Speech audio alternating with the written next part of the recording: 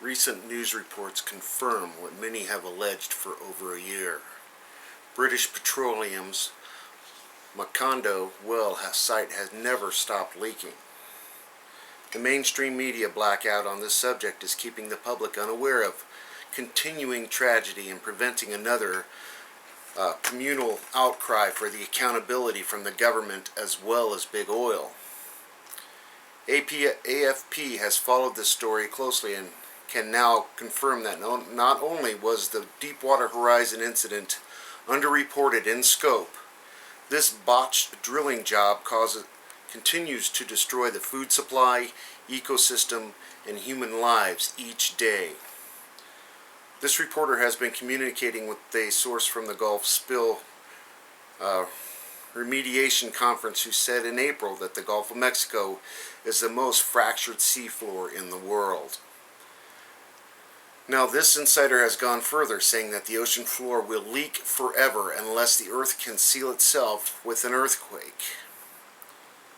The source, who's requested anonymity for personal safety, directed this reporter to an article at Global Research in which the case for multiple and multiplying leaks is made with expert scientific precision.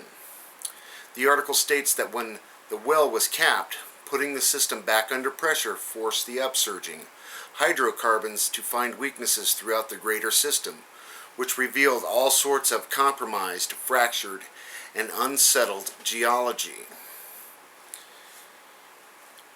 It went on to report, under high pressure it will find every point of egress through the rock and sediment formations all the way to the seafloor, where it will find any point of exit that is available. The longer and more forceful that it flows throughout the fractured area, which is dependent on the volume, temperature, and pressure at the source of the hydrocarbons, the more corrosive effects will widen, broaden, and enlarge the channels, cracks, crevices throughout the subfloor geology, thereby creating a predicament that no science, technology, or equipment can remedy. Bonnie Shoemaker, founder of On Wings of Care, recently wrote about her flyover of the Gulf region. On August 19th, she reported, "Today we flew over 500 miles over the Gulf to check more reports of oil. We didn't even get to some of the places reported because in a few hours we already had found plenty in at least 4 distinct locations, all within 75 miles of the shores of Louisiana." She continued, "We found significant amounts of oil in globular form still at the Deepwater Horizon site and at the Taylor Energy site, and we saw miles-long surface rainbow sheens of 2 different leaking platforms between Deepwater Horizon and the Chandler Islands." When this reporter asked her about her leaks in the Gulf seafloor, Mrs. Shoemaker discussed how often she sees oil residues when flying over the Gulf. She said, "If BP officials can't see anything from the air with their own eyes, can we trust what they claim to see or didn't see under the water?" Ms. Shoemaker also pointed out that the report that new oil samples with the Macondo site.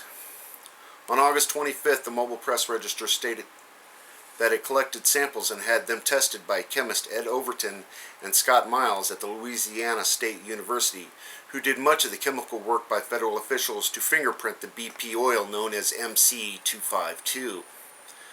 The story quoted Overton as saying, "After examining the data, I think it is a dead ringer for the MC252 oil, and a good match as I have seen." All of this validates what this reporter and the APF have been covering for months. It seems conclusive that even if the actual drill site, Deepwater Horizon, has been successfully capped, which I highly doubt, the damage has done by BP and the U.S. government approval is too extensive to be stopped.